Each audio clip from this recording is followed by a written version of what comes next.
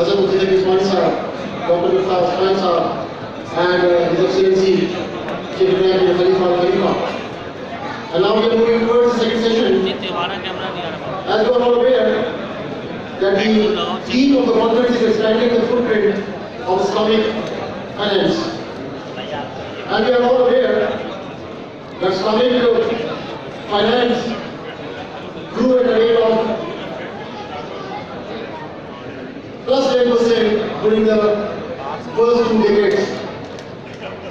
But after experiencing this double-digit growth for almost 2 decades, we can see that Islamic finance industry has witnessed a slowdown since 2015. The last time when this double-digit growth was seen was in 2014, but since then, 2015, 16 and 17, this growth has slowed down and now it is into single digit. The question which we are asking and we are expecting some answers out of the 2 days of this conference is it possible to put the industry back on fast track growth with continued globalization, and what will define the future direction of the Islamic finance industry? And to begin with the answers, we have with us a personality who has a very key role in Islamic finance. We have with us Mr. Najmul Hassan, who is the Director of Financial Institutional Development Department, which is abbreviated as FIDD, of Islamic Corporation for the Development of Private Sector, which is ICD. He was the Chairman, Board of Directors, Maldives Islamic Bank. He is the Chairman.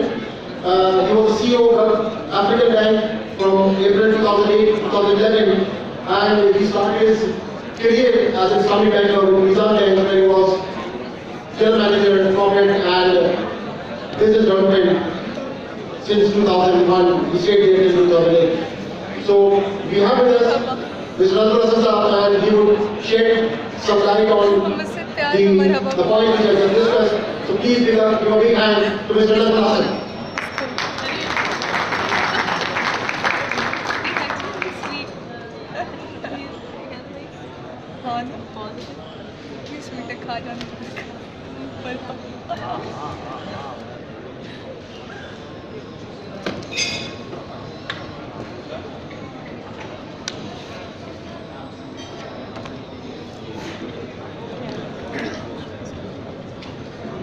Excuse me. आप frame में आ रही हैं।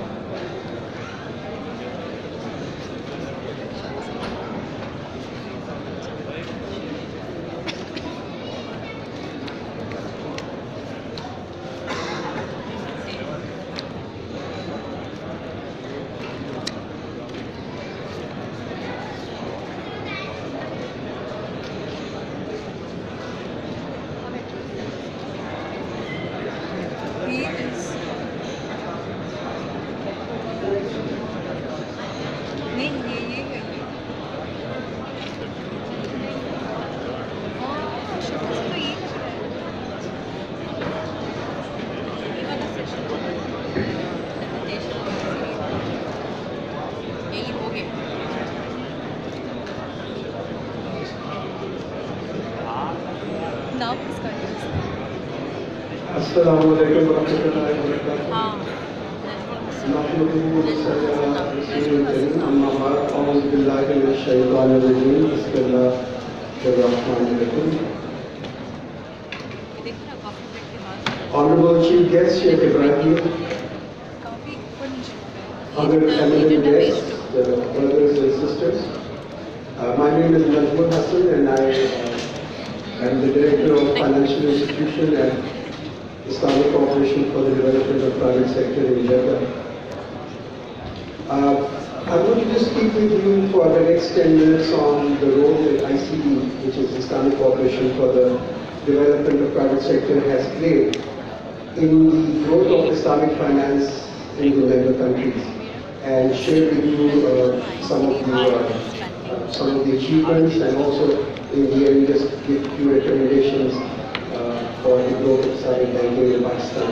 Now, before I really begin, let me just give you a brief overview on what ICB is. Well, ICB is a multilateral development bank.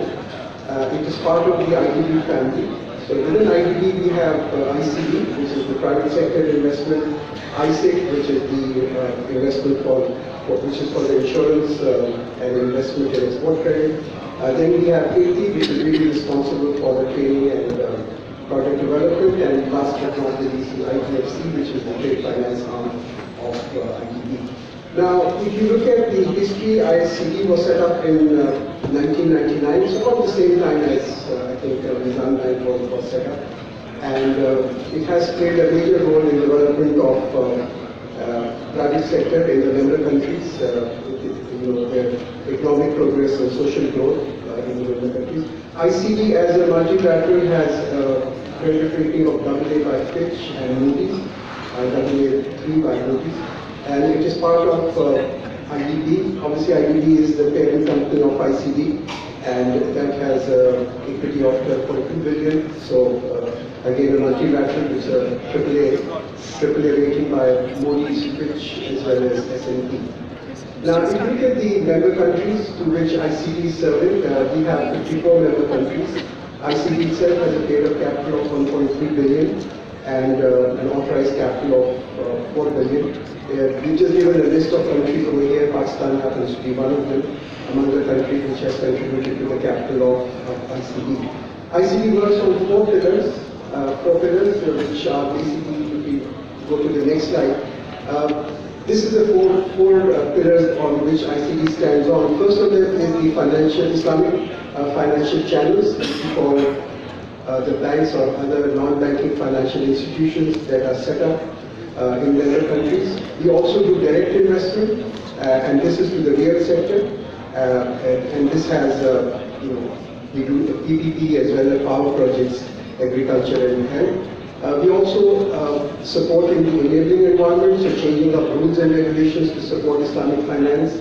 And last but not the least is the partnership, which is basically the mobilizing of resources in the country. Now, if you move to the next slide, the strong differentiating factor that ICB has, one obviously, like I said, we are part of the IDB family, we are a multilateral with a very strong credit rating of AA+. We have lots of innovative products that we have launched or continue to launch in the member countries. And as a result, we not only do financial investments in the country, but we also focus on the corporate governance in the markets that we have.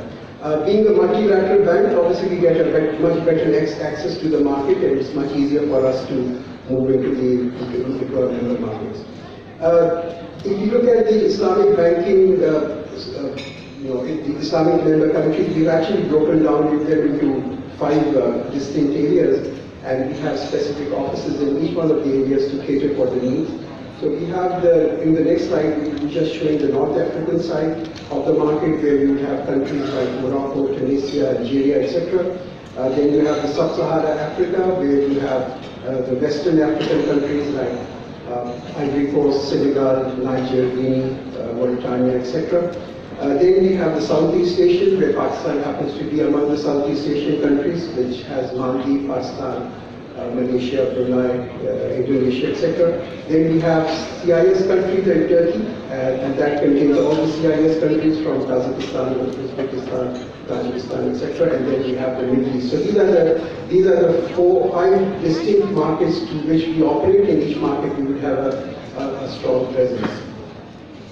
Now, moving to the next slide, if you look at the offerings that ICB has, like I said, we have a new strategy which we call the channel strategy, and under channel strategy, which was set up about 6 years ago. Under the channel strategy, what we do is that in the member countries, we go in and we open up an Islamic financial institution. Sometimes it's going to be a bank, other times it's going to be a non-banking institution like an ijara company or a mortgage company. And we also, not only that, we also provide line of finance to the financial institutions within the country. If you look at the 2030 plan for ICB, this is the area where we would like to grow. And the reason why we would like to choose channel as a strategy is because we believe that financial institutions in the respective countries are better able to understand the credit risks, and it's difficult for someone sitting in Jeddah to take a credit decision. So therefore, this is one of the strategies. We have approved up to about 2 billion right now, and our equity portfolio, this is in the line of finance, and in the equity portfolio, we have about 352 million size of equity, which are all in financial institutions. In the real sector, which is a direct investment that we are doing in PPP, again we have a approval of around 2.17 billion, and we have 12 equity projects about 200 million. Within the asset management, we have different categories of funds, income funds, capital market funds, private equity, SME funds, etc., and the assets under management over here are about 800 million US dollars. Among the advisory service that ICB has started to offer in the last 5 to 6 years, we have had 15 conventional banks in the member countries to open up Islamic windows. We have converted 6 commercial banks from conventional to Islamic. We are in the process of establishing 3 new banks, one of them in Brunei, one of them in Nigeria, and one of them in South America, which is the first Islamic bank that's going to be opened up in South America. Now, if you look at the milestones that ICB has since as of 2017, you will see that we had a relatively flat growth in the first almost like 10 to 12 years, which are more like a formative years for us, and then in the last, since 2010, 2011, we have taken off and we are growing at a CAGR of around 25 to 30%, and that includes our disbursements as well as our approvals. ICB as a multilateral institute is not just only concerned about the financial stability or financial gains that it makes, but it also looks at the impact that it has had when it enters into a country. So we get monitored, like each business unit would be monitored, not just in terms of the profitability, but also in terms of the new jobs added, new clients added, number of SME facilities that have been added. So I've just given a sort of just for your flavor what has been done. In the next slide, if you go on to the next slide, you will see the financial inclusion. That is, there 6,000 new jobs were added because of ICD's intervention last year. That brings it to around 40,000 or 39,000. 95,000 new clients moved away from conventional banking to Islamic banking, and that is nearly about 1 million clients by now who have moved from conventional to Islamic banks, and other parameters against which we actually measure ourselves. Let me move on to the financial institution. Like I said, this is the channel strategy, which is the one going forward to 2030 strategy that we have adopted, who are benefiting from the line of finance that's provided by ICB. In banking equity, we have 13 banks which are now where we have taken sizable investment, and in the non-banking financial institution, which I said includes ijara companies. In certain markets, we are unable to open up a bank, and in those cases, we open up an ijara company, provide support to the SMEs. We also have a mortgage company, a very large mortgage company, which was set up 2 years ago in Saudi Arabia, and we are moving on to that. So this is the footprint that ICB has, the global outreach of ICB in 35 of the 52 member countries. Next slide actually is just giving you the overall disbursements and approvals, and also the institutional equity. Like I said, we have approved 700 million, disbursed nearly about 500 million of equity investment, and about 4 billion of line of finance, and disbursed 2 billion of line of finance. Let me just take you some of the work that we have done in conversions of different banks across Africa, across Central Asia, where we have actually helped conventional banks to introduce Islamic banking. These are some of the names that are there. Also, all the names that we couldn't possibly put in over here. But I think what is predominant over here, or what is important to note, is that we recently converted a bank in Kazakhstan, which is Zaman Bank, converted it and made it the first full Islamic bank. Then with Chorus Bank, we have been working in many different countries. If you go to the next slide, you will see Chorus to be in Benin, in Mali, in Ivory Coast, and in Senegal, helped them open up a Islamic branch, and then African Bank also. So these are some of the countries where we have converted banks or opened up Islamic window. Right now we are working with in Brunei in a very large conversion, which is TAIF, which is a sovereign fund by the government of Brunei, and this fund is being converted into a full commercial bank, and we hope that this bank will be launched inshallah by July this year. We're almost on the final stages. Also we are working with a bank called Suriname, which has also been converted. Trust Bank in Suriname in South America was a conventional bank. They wanted to do Islamic banking, and this is the first conversion that has taken place, or introduction of Islamic banking in South America in Trust Bank. Let me just come on to ICD's experience in Pakistan, which is the next slide.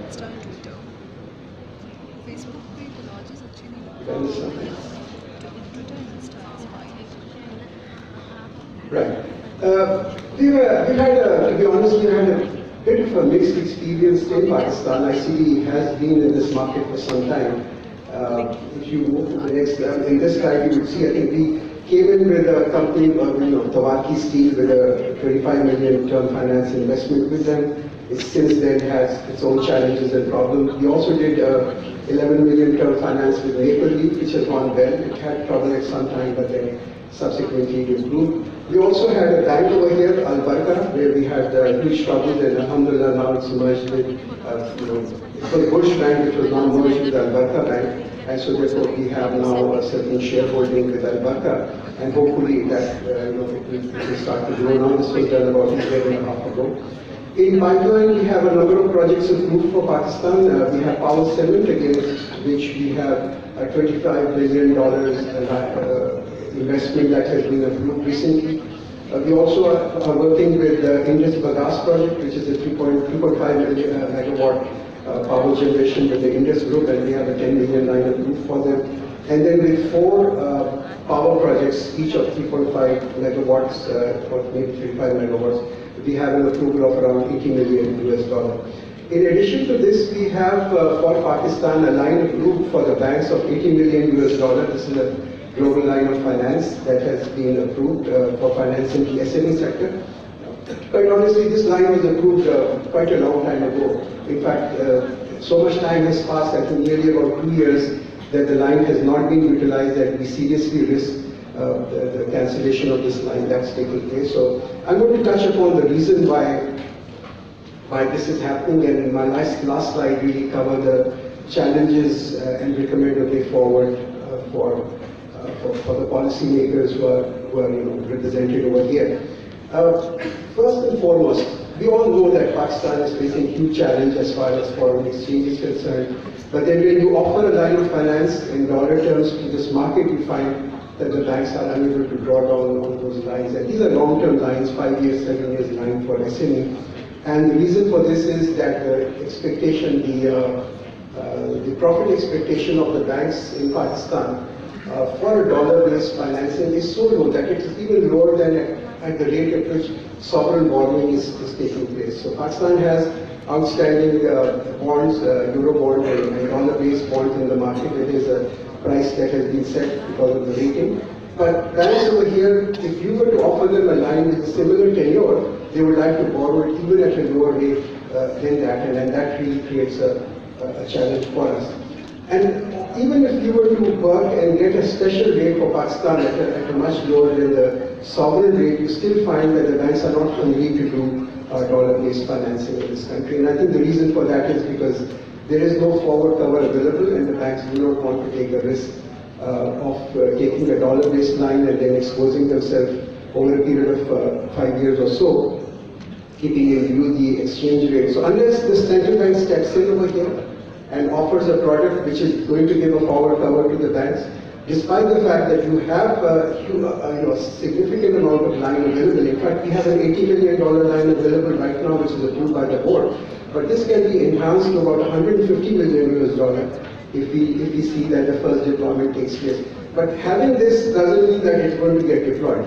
because you find that the private sector banks are not willing to actually take this and move forward. We are now in negotiation with 2 banks over here, and hopefully we should be able to sign some term sheet with them in the next week or maybe 15 days. If that happens, the first 80 billion would be deployed. So I think this is where the policymakers need to think of how do we actually incentivize that they're able to go to the foreign market and borrow in dollar terms.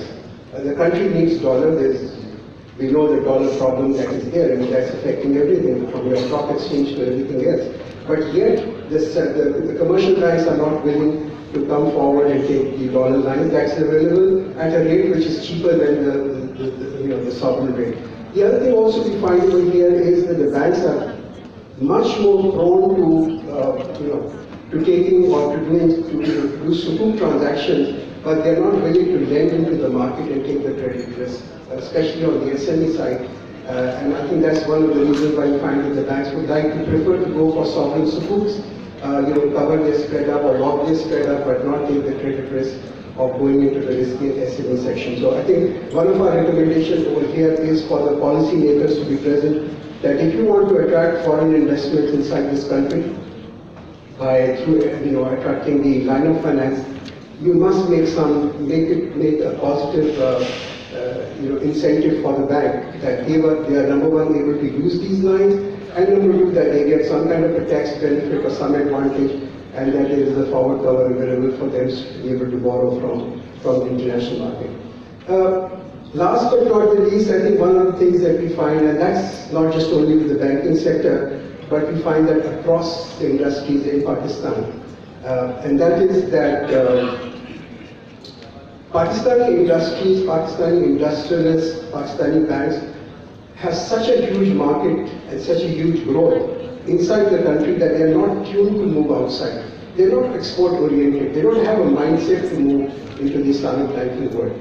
Now I see, because being a Pakistani, and I'm also ex-Meezan Bank, and I've been in Meezan Bank for long enough to know the strengths that Meezan Bank has vis-a-vis other players in the market.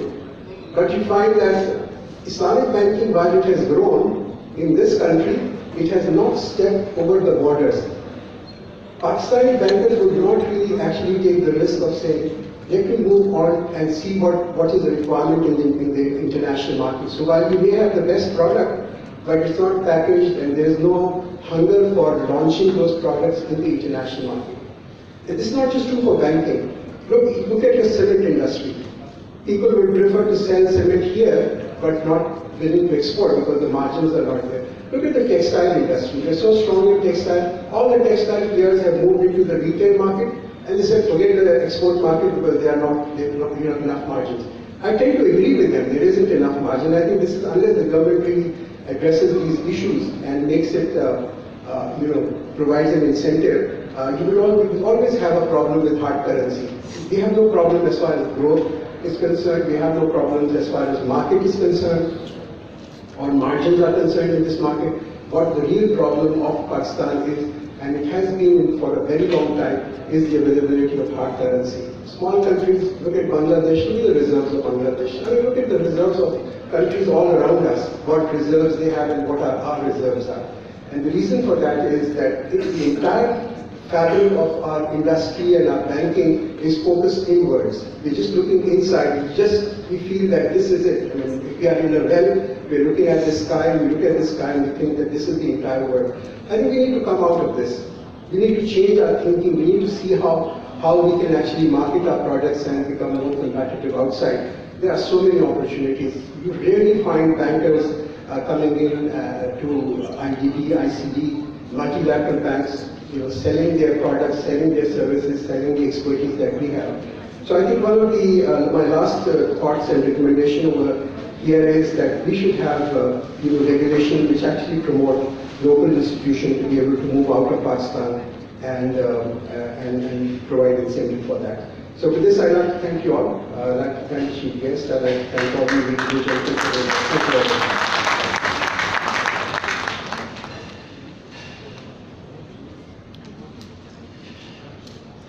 Thank you, Dr. for this detailed presentation on the role of ICD in expanding the Islamic finance offering. And now, ladies and gentlemen, we are moving towards a very important panel discussion, a very high-power panel discussion. And this panel discussion will be chaired by no one else but His Excellency Sheikh Ibrahim bin Khalifa Al Khalifa, Chairman of the Board of Trustees and the Chief Guest of the day. I request His Excellency, please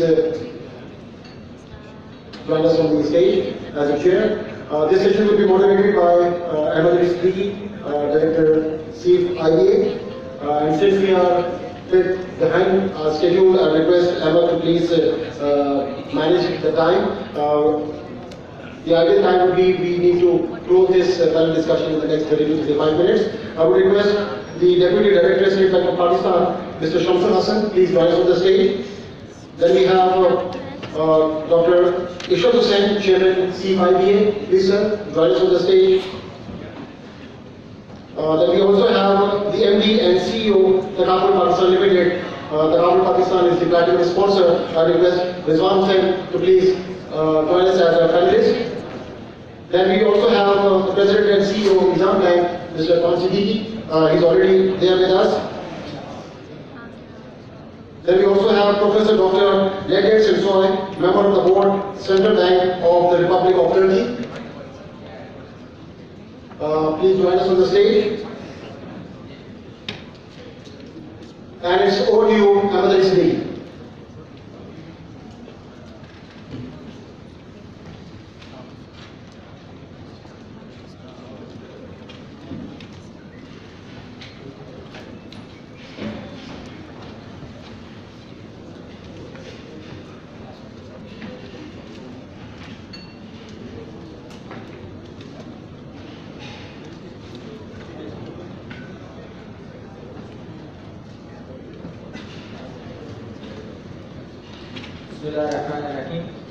Now we are starting our first panel discussion, implementing the industry vision, and the three thoughts for the session for today we have is the progress and gaps and development the last 2 years from the WIFF 2016 and WIFF 2018, will to shift to an Islamic economic system, and what are the challenges ahead. So with this theme, we have a very distinguished panel here. And I would request Professor Dr. Najdat for his introductory comments.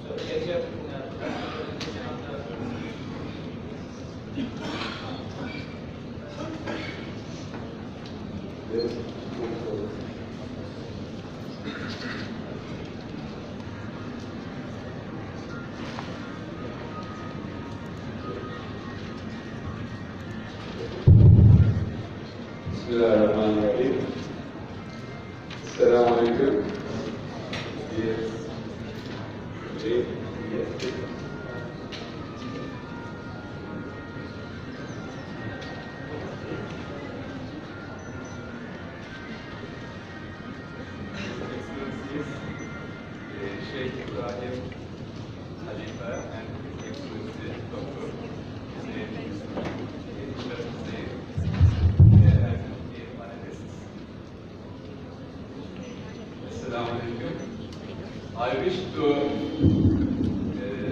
express greetings from Turkey, which brotherhood between Turkey and Pakistan is having historical roots. The time is very limited. I have planned to talk on 3 topics, but maybe I will be able only to talk about the first one. Since I am coming from Central Bank of Turkey, I wish to introduce Islamic banking, we call participation banking in Turkey, and what Central Bank is doing. The other topics were about ethical finance, which is very relevant to Islamic finance, and the need for supporting infrastructure by sukuk. But maybe I will not be able for the second and third. Now I start to introduce Islamic banking in Turkey. You see the volume of Islamic finance in the world is 2.2 trillion, and the lion's share of this Islamic finance assets belongs to the Islamic banks, which is 73% of the total world Islamic finance assets. That means 73% of Islamic finance assets belongs to Islamic banks. How many percent of this belongs to Turkish Islamic banks? It is only 3%.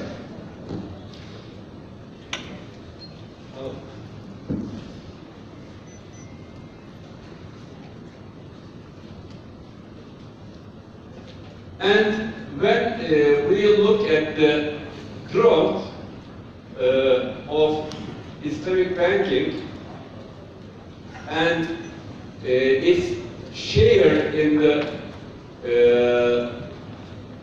banking sector in Turkey, we see that we can observe that in four parts. As one, the share in assets, the share in funds provided, the capital, before that,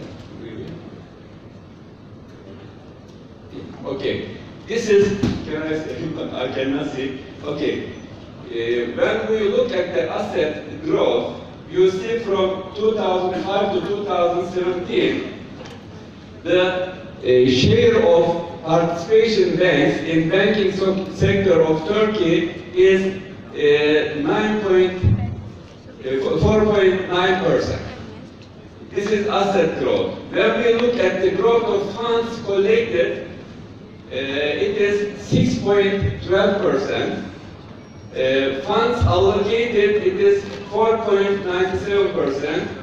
And shareholders' equity is 3.79% of the total banking sector in Turkey. When we come to the sukuk side, this morning, Brother Irfan from Meezan Bank introduced Pakistan's situation. In Turkey, the sukuk business is a little forward than Pakistan. In Turkey, Treasury issues sukuk in Turkish lira denominated and also denominated in forex. Also, financial institutions and corporations are issuing sukuk. You see outstanding equivalent of US dollar sukuk in Turkey is almost 4 billion US dollar. And the treasury one is almost 9, total 9 plus 4, 12 billion US dollar is the volume of sukuk in Turkey. What is its impact? Before 2010, there were no treasury sukuk in Turkey. Therefore, there was an inequality of opportunity in between conventional banks and Islamic banks. To get liquidity from central banks need government bonds. If government bond is denominated, is based on interest, the Islamic banks, participation banks cannot get liquidity. But now, since there is Turkish lira treasury sukuk, it is almost 7 billion. Participation banks can come to central bank to get liquidity.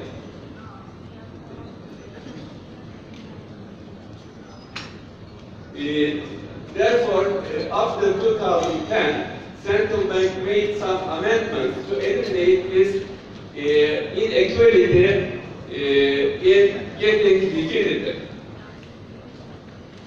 What does central bank do? In three parts we can introduce it. One is central bank is accepting sukuk as collateral for repo, and also central bank is including sukuk issued by ILM and by IDB in its reserve, and uses sukuk as reserve management tool.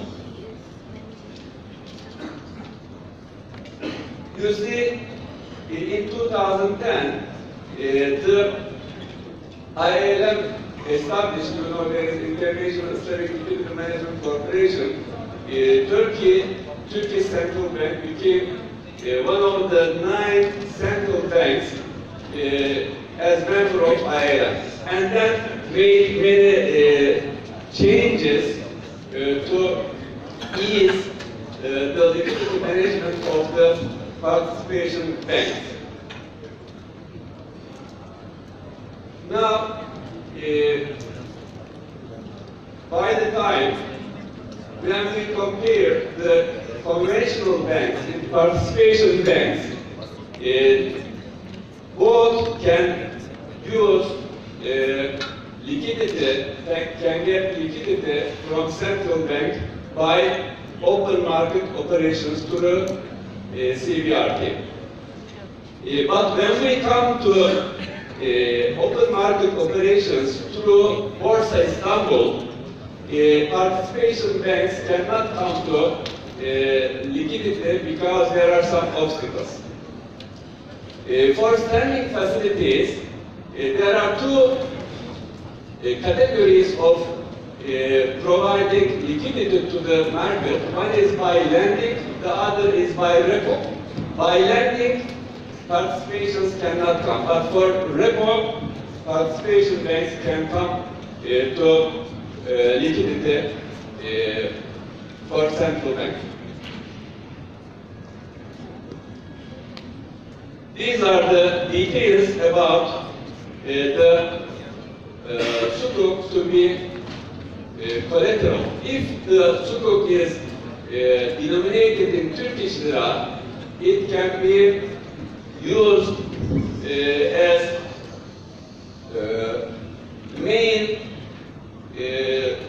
collateral for open market operations. But if it is denominated in foreign exchange as IDB sukuk and IIRM sukuk, it can be only extra margin collateral. For the main collateral, the one-based sell and buy repo is working.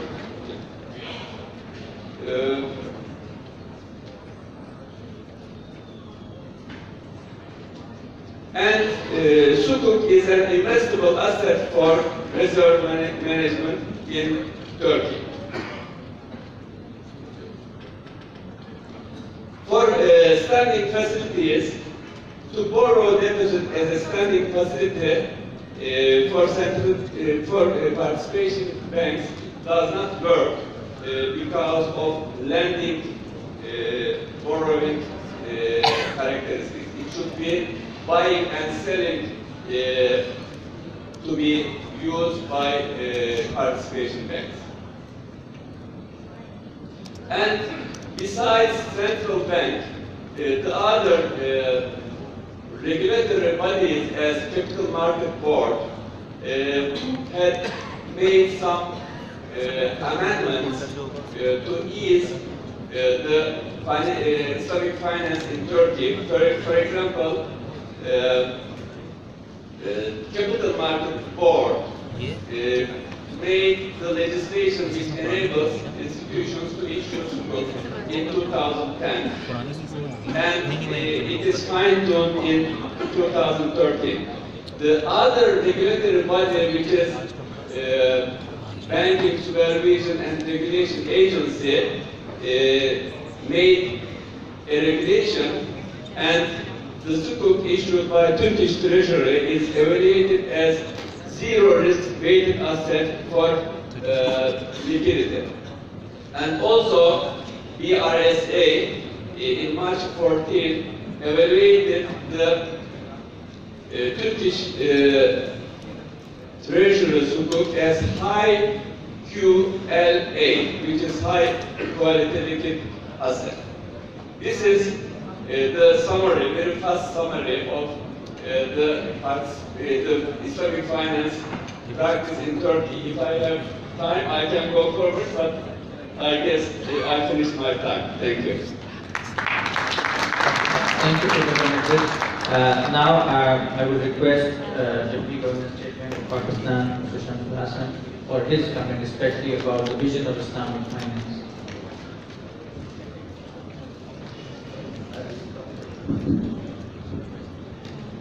Assalamu alaikum.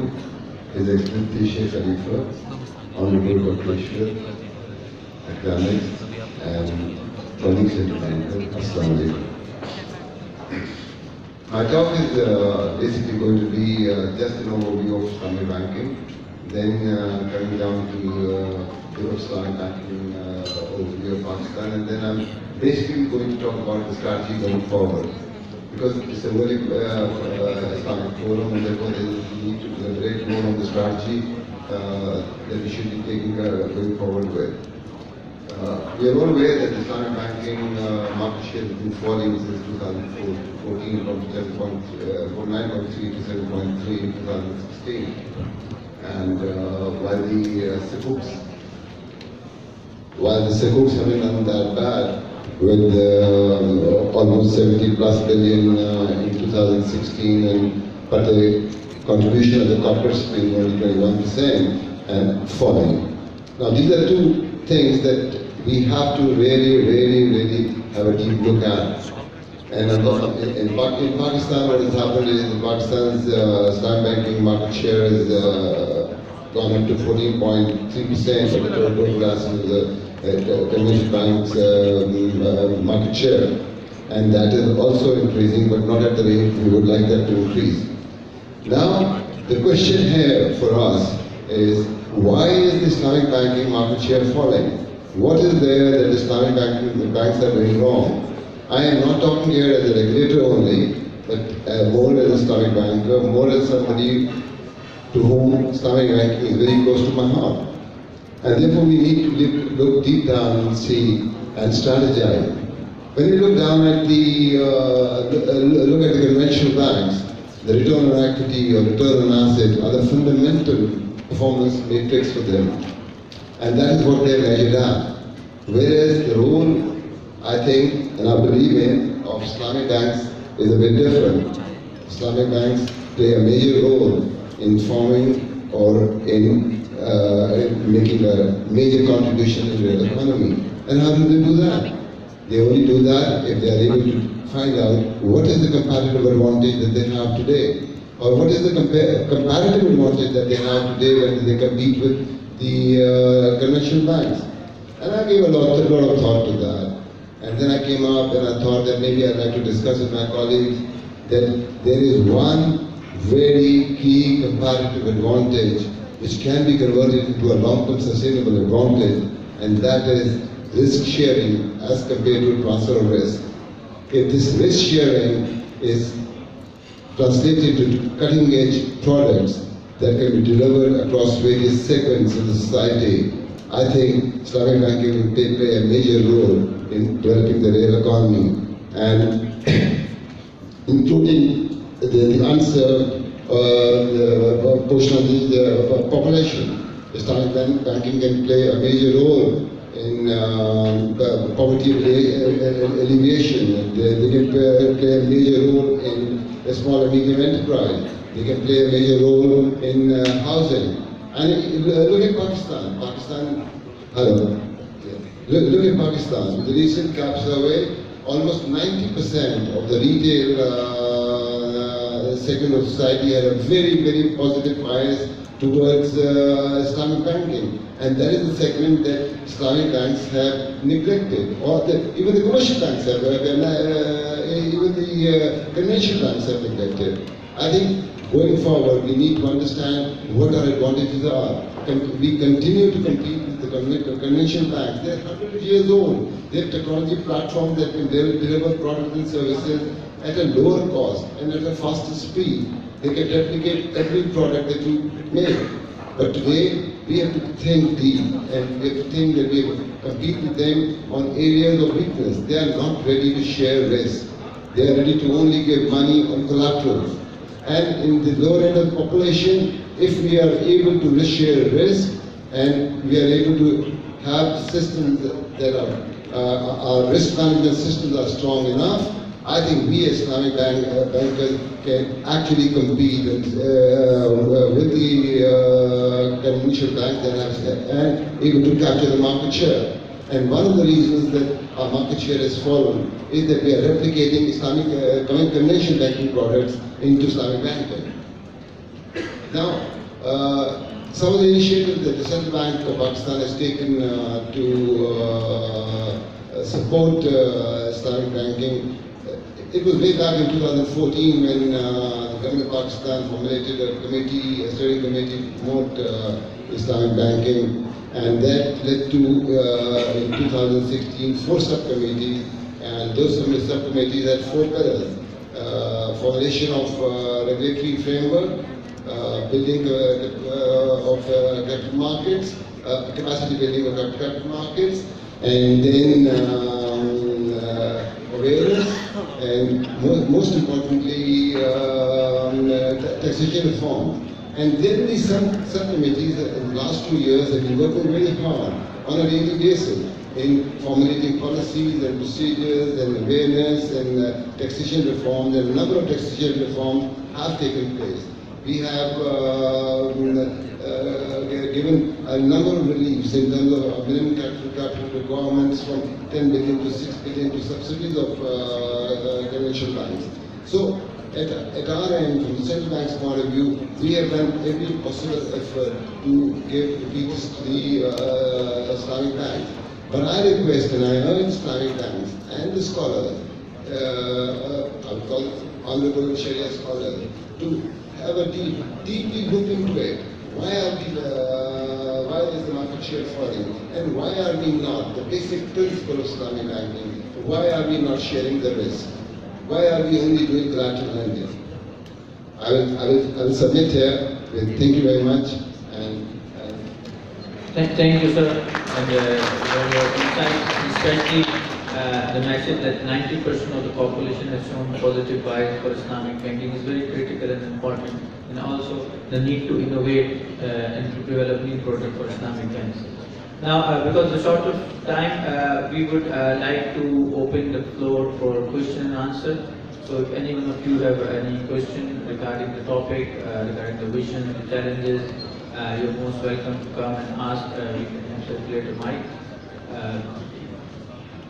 So anyone, and maybe I'll just, okay, so as you can think of some questions, and I ask Dr. Ishrat for his brief comments on. Anyone? Yes, please. Mic.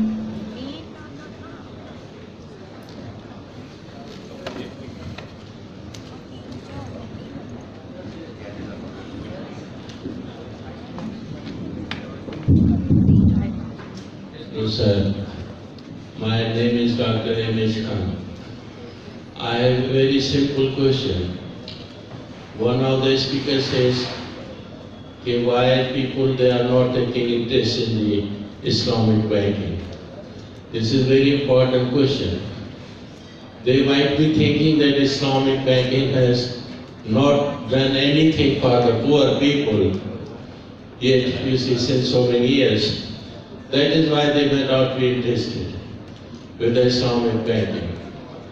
And before this session, there was another discussion about the riba. No, that Justice Saab is not here.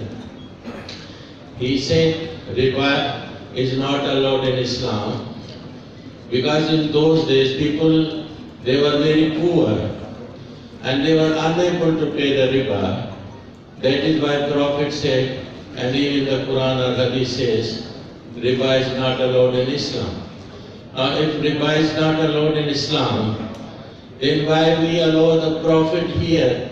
You see in the banks, in the commercial banks, from there the poor people will pay the interest for their small houses, for the education of their children.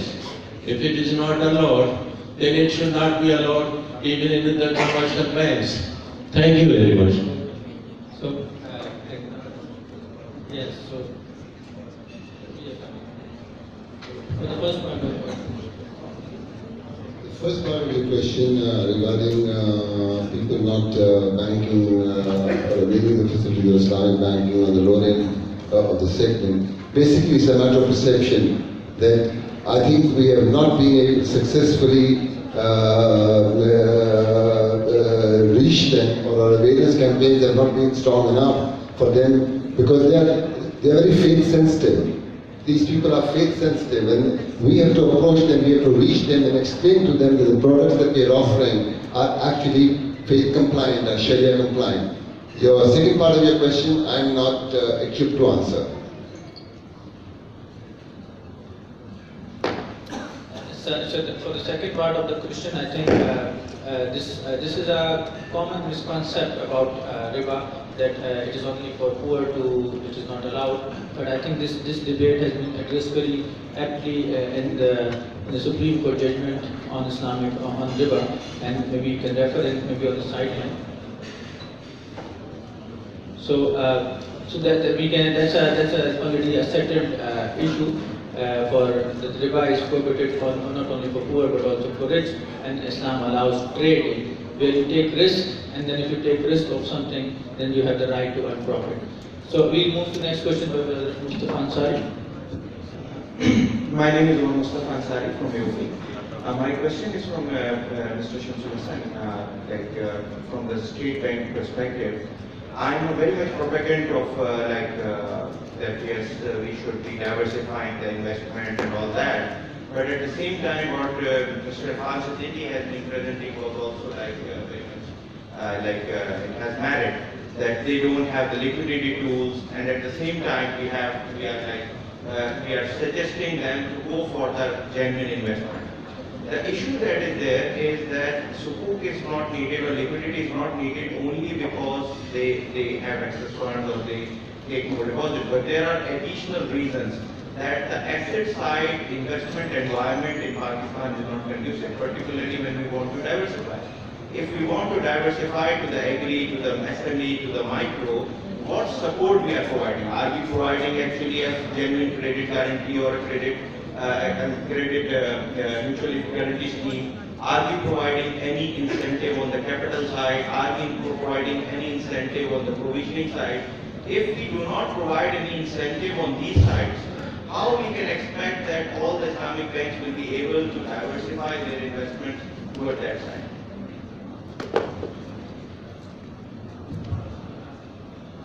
What's the question?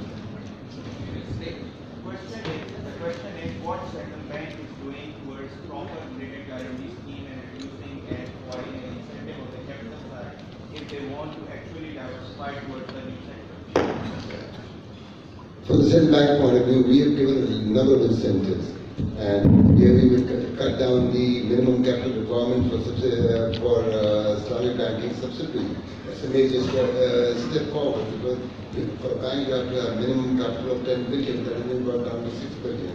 Our refinance schemes, both the short-term and the long-term refinance scheme, and the credit guarantee scheme is also coming up for the microfinance and small and medium enterprise. Those are the steps that the central bank is taking. You made a point earlier on the capital markets.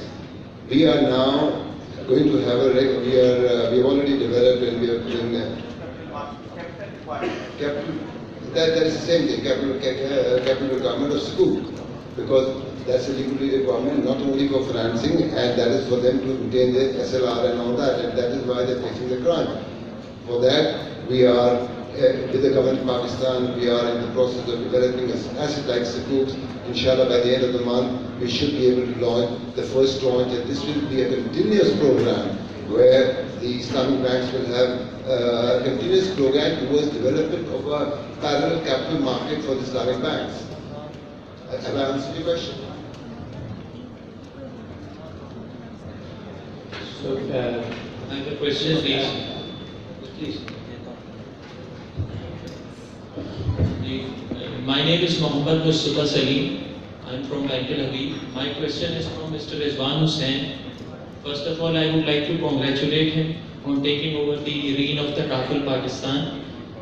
My question is that what would be the roadmap for the Tafel, traditional Tafel company, since the reason being what we had, the Tafel companies could not prosper here in Pakistan. The reason being companies, it is said to be that companies did have capacities problems, liquidity and reserves problem. Even without going into the detail of technicalities, like companies do have operator and participant Tafel funds, but all the traditional Tafel companies, participant Tafel fund remained negative throughout the period. And since we know that in this whole industry, the major 66% of insurance premium rests with the three top companies, then how you look into this thing? I mean, companies, SECP even allowed the traditional insurance companies to have window Tafel operators. So how do you see this? I mean, a traditional Tafel company. Thank you. Thank you, Mustafa. Thank you very much. Actually, what has happened over the years that the couple companies have not been able to customer-centric. They need to be customer-centric. What happens is that when you make a customer your universe, then competition becomes irrelevant. And you do things differently for the customer, and you create value for the customer, and then the customer is yours. And you establish a relationship, you provide value addition, customer service, quality, and everything. But unfortunately, the company sector has not been performing well. It has been a support function. If the Islamic banking grows, Islamic assets grows, then only the government can grow.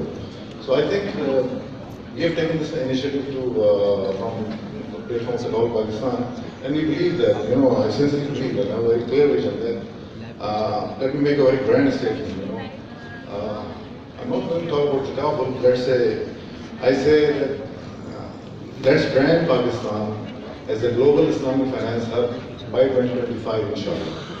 I have a very clear vision about this, and if Islamic finance grows, the government grows automatically. And I have very valid reasons to support my belief. I can see the able and very learned regulatory environment, and I see very competent and qualified Sharia scholars. And you would be amazed to know that Pakistan has been the only country which has exported knowledge and Sharia scholars abroad. Pakistan is the only country. And apart from the regulation point of view, you would be very pleased to know that we have Mudaba regulation, Mudaba laws since 1980. And Pakistan is the only country which has Mudaba laws as an ordinance, as a law. Pakistan is the only country. So I think, and I see the professional banking professions,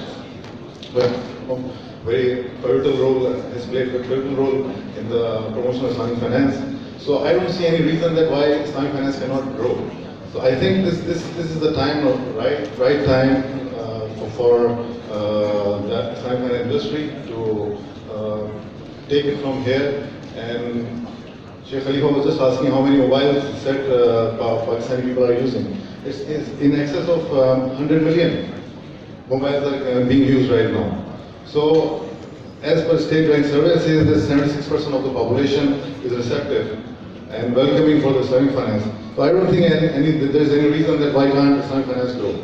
Thank you. Sorry, because we are short of time, so I will request Sheikh Ibrahim for his concluding remark as a chair.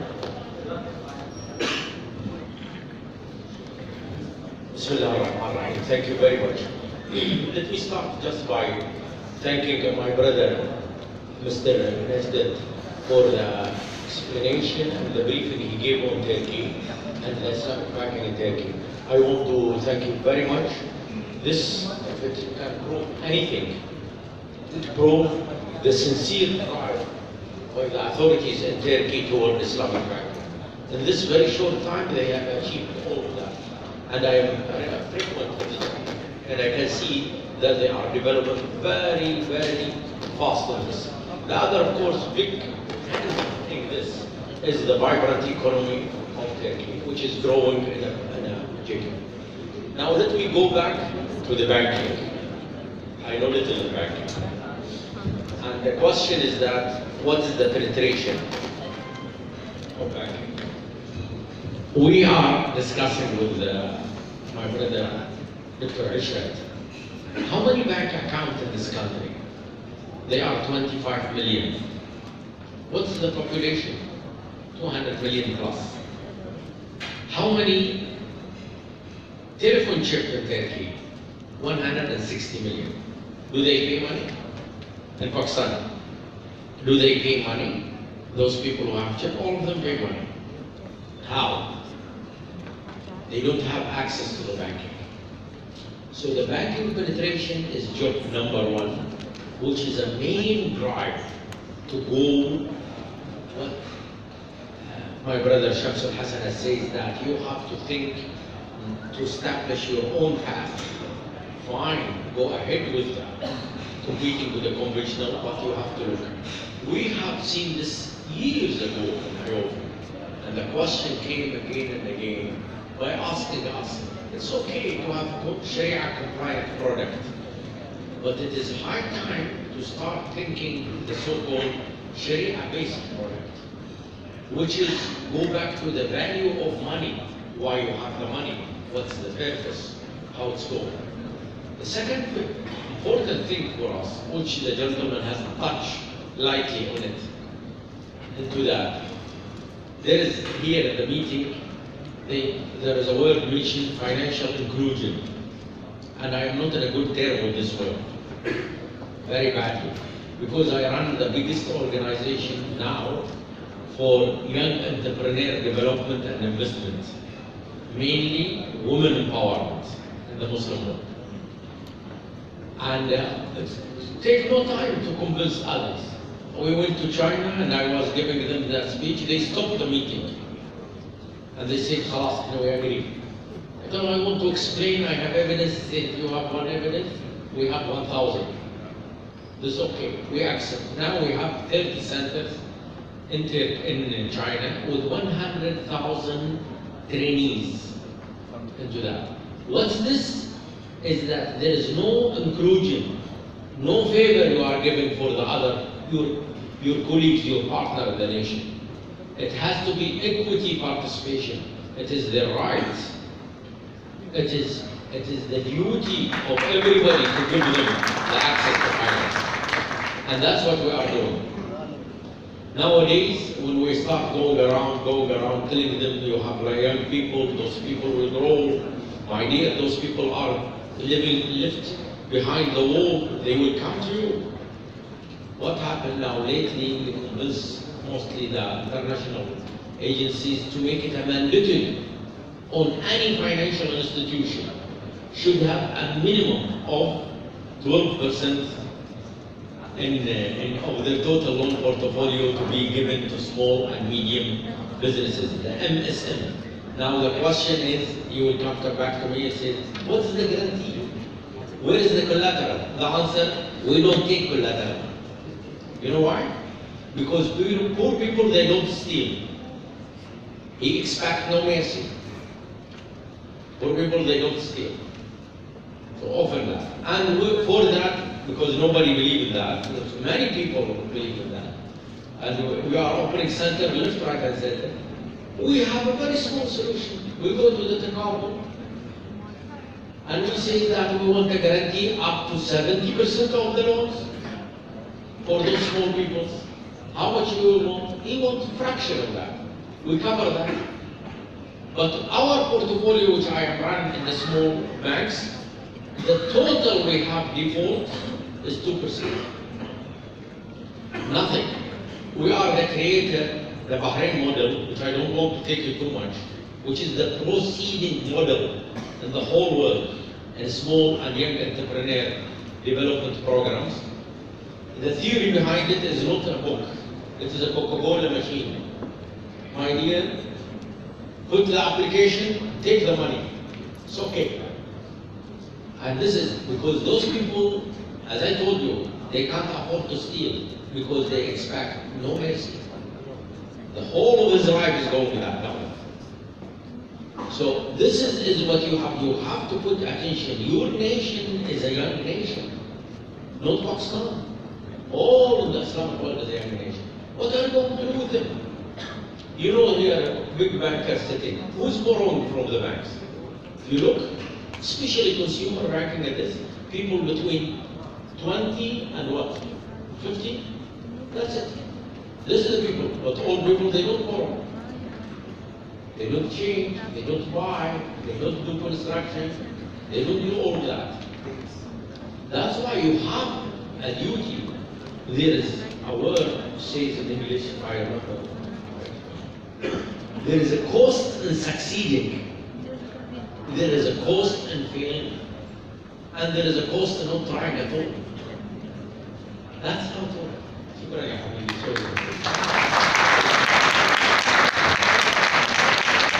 So, I think with this word we would like to conclude this session.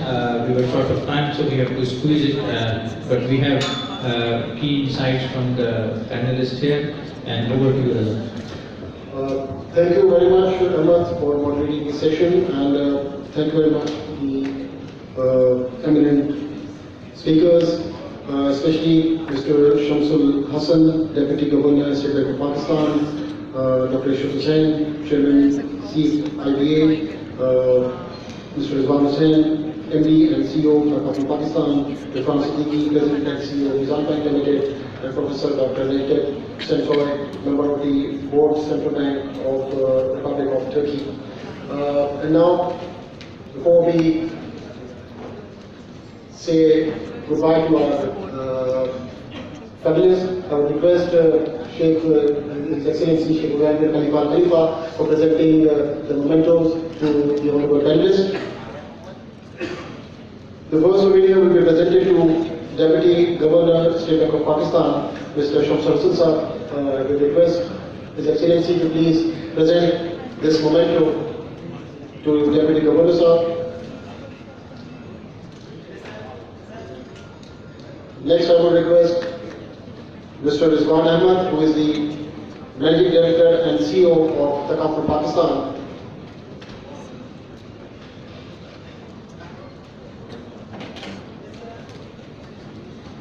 And then I will request Professor Dr. Necdet Sensoy to please collect your souvenir, this very special souvenir from His Excellency.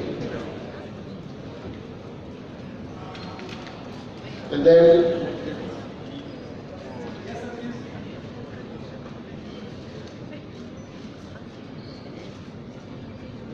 thank you very much.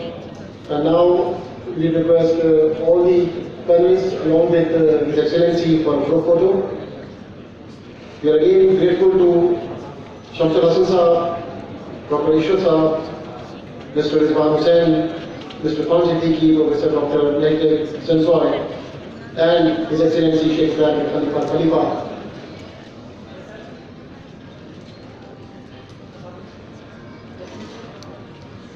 Thank you very much. Ladies and gentlemen, as you are aware that one of the key objectives of WIFF 2018 is knowledge enhancement through intellectual input from the academia. And this is one of the reasons the WIFF 2018 organizers have called for papers, research papers from scholars. And now is the time we will present those papers, the case studies, and to chair the particular session, I would request no other but Iram Sama, who is the Assistant Professor IBA, and who is also the Program Director for MS in Islamic Banking and Finance. He is playing a great role in Chief IBA. I request Iram to please proceed towards the dais and conduct this session. Request all the audience, if they are not sleeping, to please give a big hand to Meezan. Assalamualaikum and good afternoon to all of you. For this session, I would like to invite the first paper presenter, Mr. Ali Ashraf Usmani. The second paper presenter, Dr. Muhammad Ashfaq. The third paper presenter, Hasnain Ali. And last, we have Professor Dr. Muhammad Iskandar Shah. Can you please come on the stage? Just few announcements for our first academic paper session. We will be printing few books. The selected paper will get the award inshallah, and tomorrow evening we are going to announce the top best research papers. So with this, I would like to invite our first speaker for today's session to present his research on the practical aspects of Sharia auditing in Islamic financial institutions by Ali Ashraf Usmani. Please round of applause for him.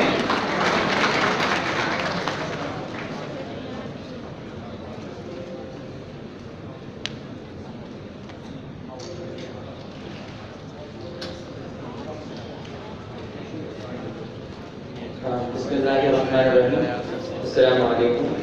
My name is Ali Ashraf Usmani. I'm a KCCA chartered accountant and I'm doing research from INSEAD University in Malaysia. It is indeed an honor for me to present this paper in this August forum, for which I am really thankful to Allah subhanahu wa ta'ala, IBA and Meezan for making this opportunity possible for me. I would like to request, thank you so much. My paper is for on the practical aspects of Sharia auditing in Islamic financial institutions. The theme of my paper is about that I discuss the mechanism of auditing and then the audit procedures.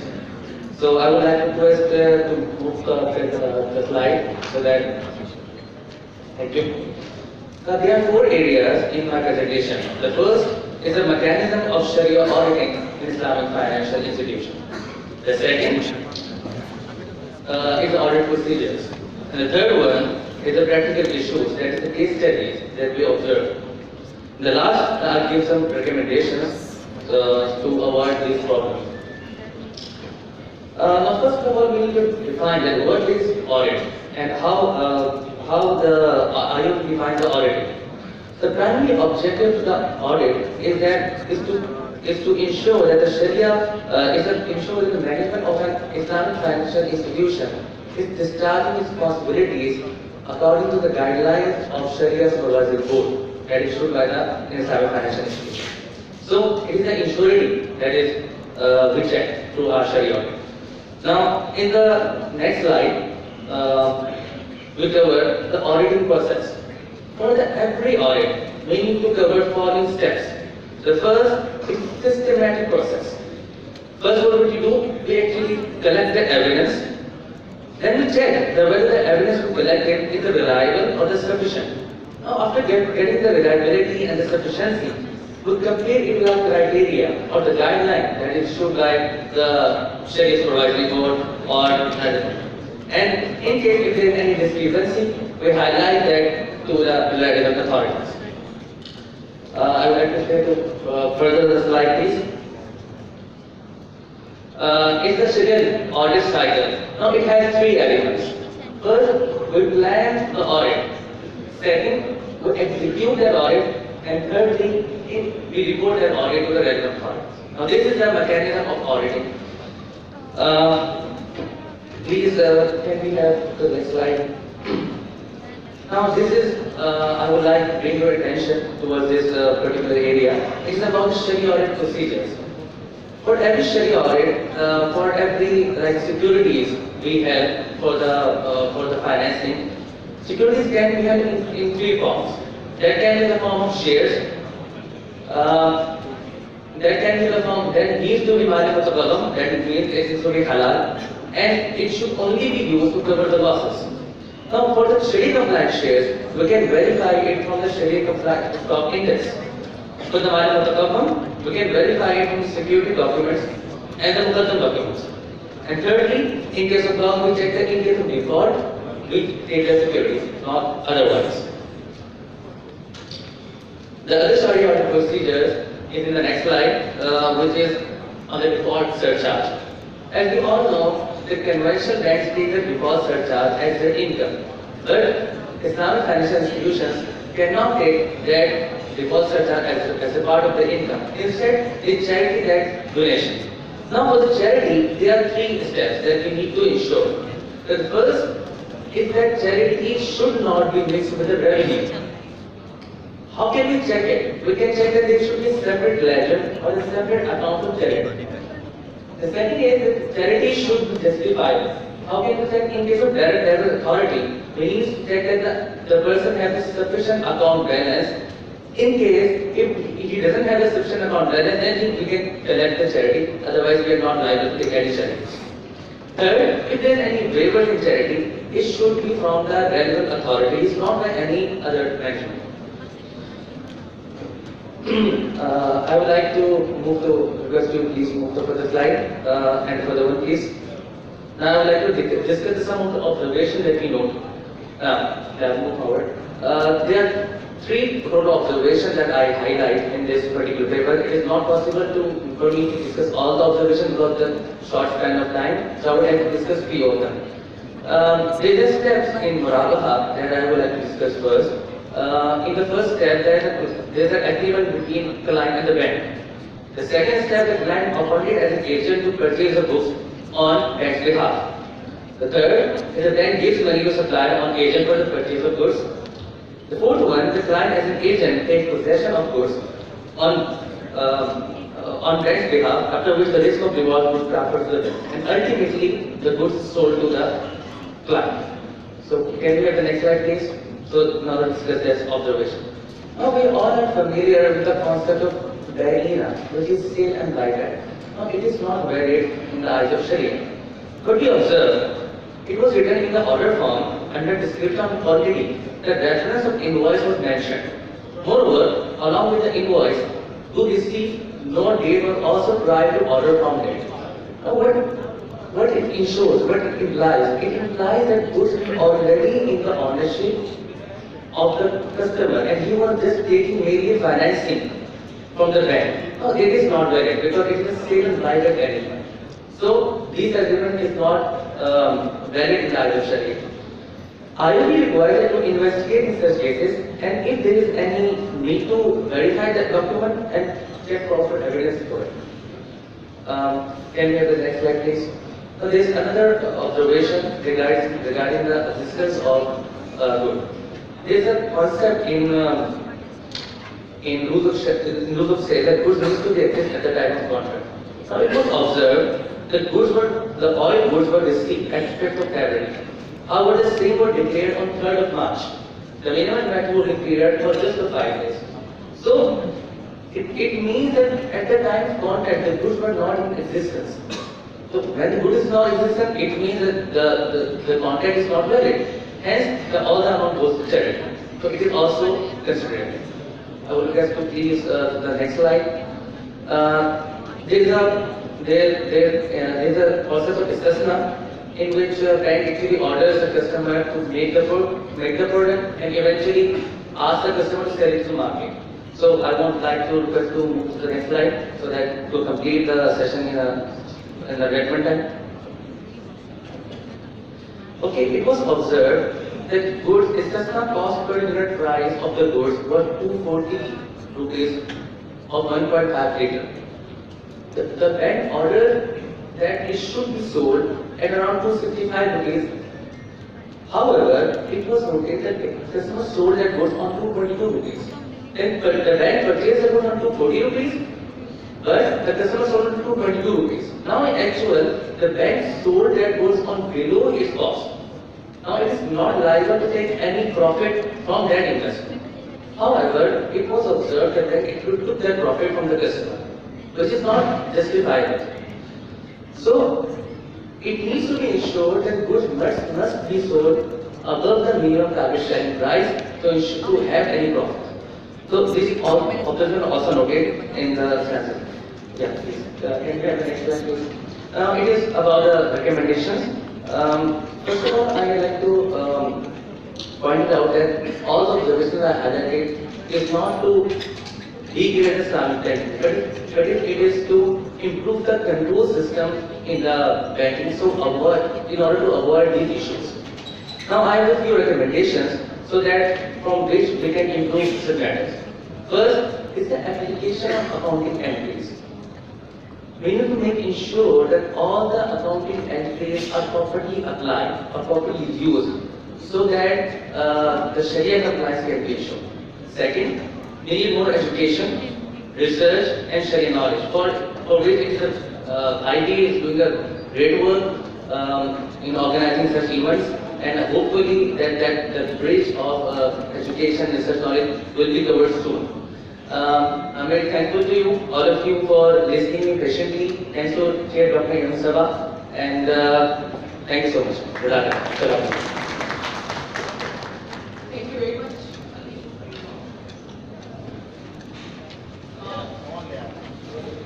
Now I would like to invite our next paper presenter over here, just to share with you that the first speaker is from Pakistan, and in the panel the next speaker is basically flew all the way from Germany. So please welcome Dr. Muhammad Ishfaq, and he will be talking about risk management in Islamic financial institution, the case of derivatives in Islamic finance. Dr. Ishfaq.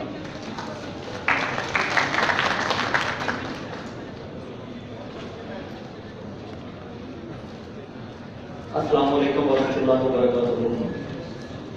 My name is Dr. Ashfaq, and I'm the CEO of Amana Institute of Islamic Finance and Economics.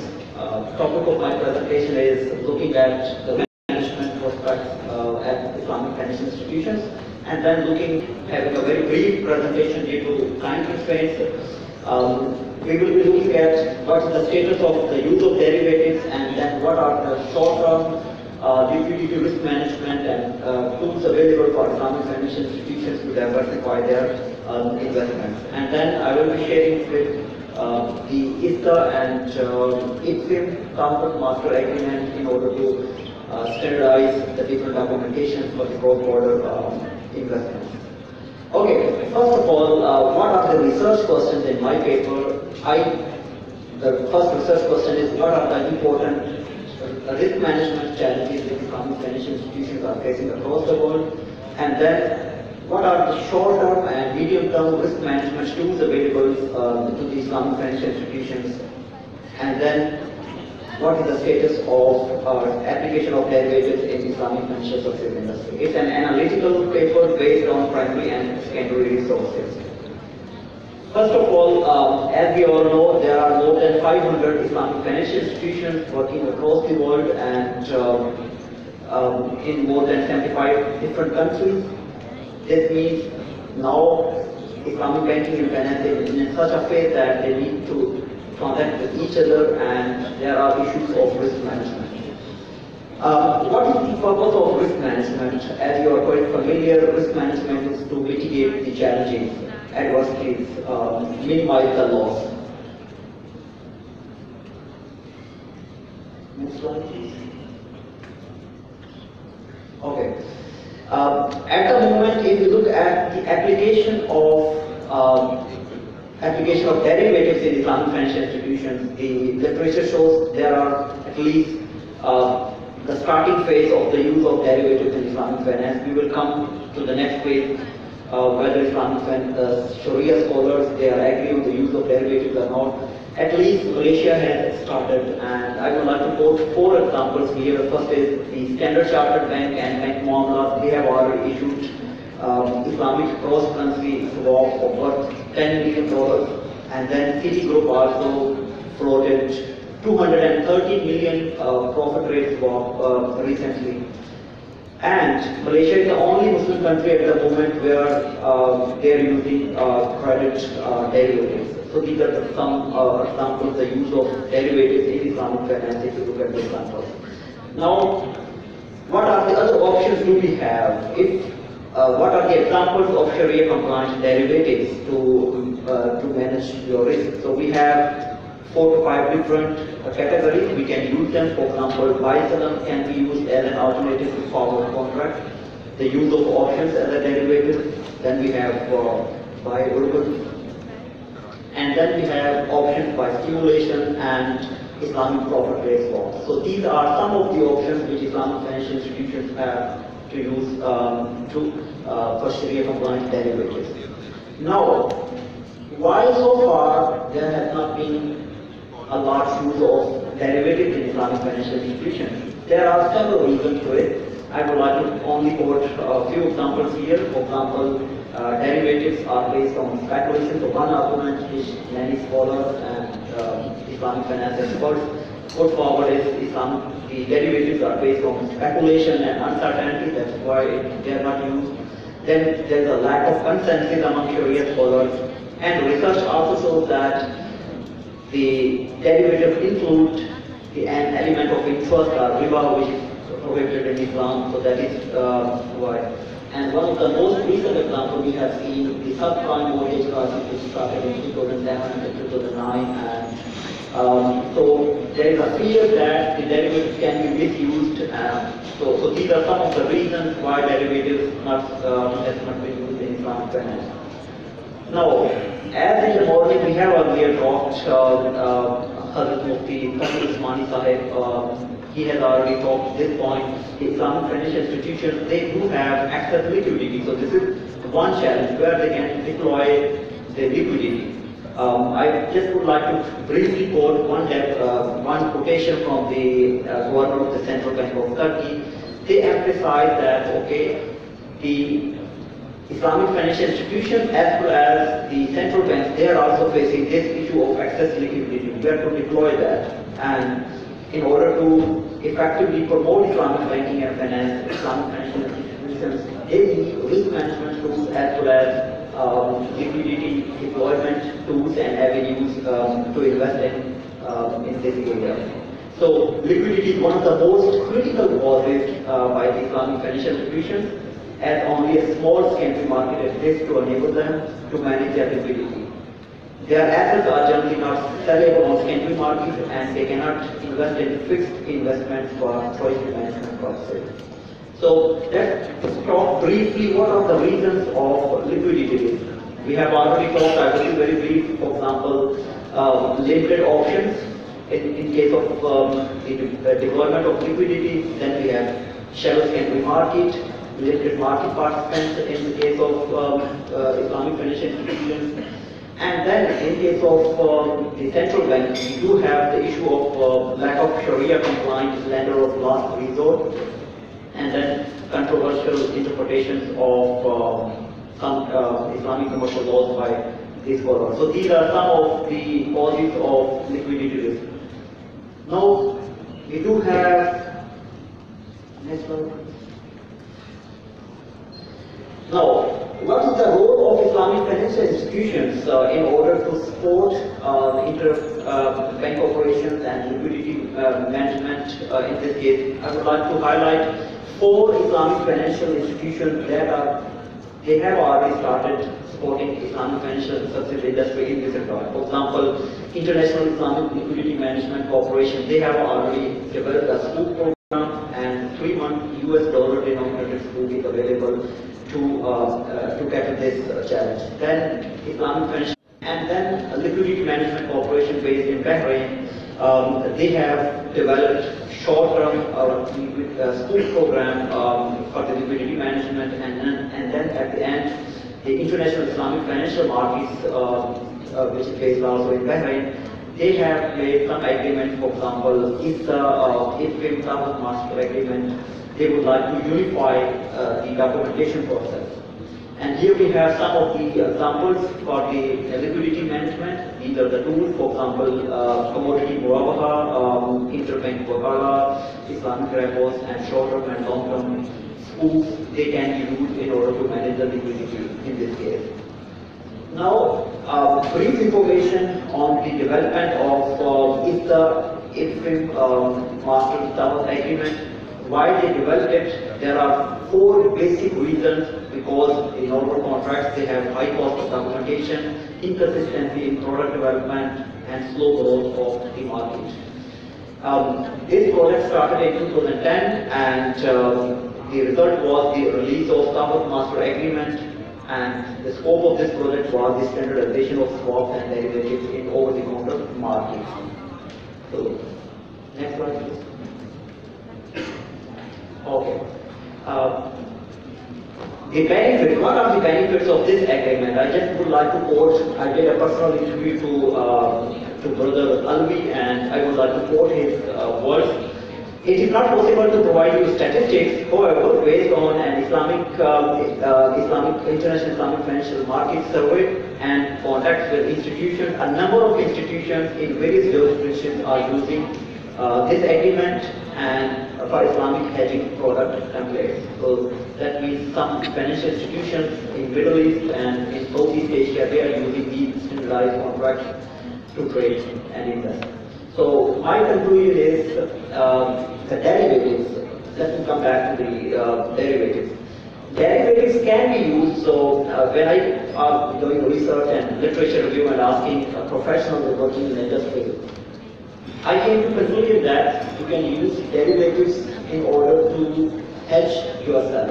But what happened in subprime financial crisis, the Western conventional financial institutions, they started using derivatives as a tool in order to make more and more money. So the lesson for Islamic financial institutions is they can use derivatives after the consensus with Sharia scholars for risk minimization, not to amplify their profit. Thank you so much. Thank you very much, Dr. Muhammad Ashfaq. Now I would like to invite our third speaker for today's session, and he came all the way from Brunei. Welcome, Mr. Hasnan Ali. He will be talking about his research paper on fintech and its potential impact on Islamic banking and finance, a case study of Brunei, Darussalam, and Malaysia. Welcome.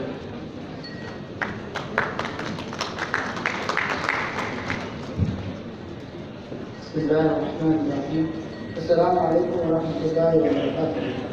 I have just 8 minutes and I have to cover all these things, but the topic is fintech. When we talk about the fintech, it is very big phenomenon, a big broad industry, so it is very hard to encapsulate and explain all the things and each angle, with each angle in this presentation. And so I just will give you the overview of our study, and this study is very detailed and it took 1 year to complete this study. So the study structure is, and the topic is fintech and its potential impact on Islamic banking and finance, case study of Brunei, Darussalam, and Malaysia. So the structure of this study starts from introduction of this research and followed by the literature review and then fintech scenario and developments in Brunei, Darussalam, and Malaysia. Research methodology, results and discussion, findings and product conclusions and recommendations. Next one. So, in the introduction part of this study, we covered and we share light on the topics and the points about digital transformation, which is also named as digital shift, and also post-industrial revolution stage 4.0, and also called as urbanization and Instagramization. The era of technological revolution, in which this technology and digital transformation have influenced in our daily and working lives. So the next point we highlight and discuss in the introduction part is the changing in customer behavior, because the millennium generation, which is the next point, if they don't want to go to the banks and don't want to tell the bankers why and how they want, how and when they want financial services from banks. So they need and they expect from the institution and financial firms, from the financial access to financial services from everywhere and anytime at the more cheaper cost. So the next point we define also in this study the fintech and highlight some facts and figures about the exponential growth of fintech. We leave with that, and the end of this introduction part with the broader researcher objectives of this research. We explore the potential impact of fintech on Islamic banking and finance in Brunei, Darussalam, and Malaysia. And the second research objective is to identify physical strategies that can be helpful for Islamic banking and finance industry in Brunei, Darussalam, and Malaysia to perform competitively in the presence of fintech. Literature review, this is very important here. when we go through all the studies available, especially related to the Islamic fintech or fintech within the link of Islamic financial industry, we divided into 3 categories. The holistic approach and discuss the overview of fintech. These are the first 2 studies and it is published in the second half of 2017. And the third study is Meezan Khan. She is a programmer at the Luxembourg University, and also she has expertise in Islamic financial industry. So her study, her and her colleagues studied the blockchain. The focus in this study focused on the blockchain and the use cases of blockchain, especially in risk-sharing Islamic financial industry. A part of these studies, the next big thing is we found 84 and 49 scholarly studies published during the year 2014 to 2017, in which the word fintech and blockchain is mentioned in the title. So these are the difference between these 84 and 49 scholarly studies are provided by the experts working and researchers from the conventional financial industry. So this is the difference between the research available on fintech with the relation of Islamic finance and fintech with the relation of conventional finance.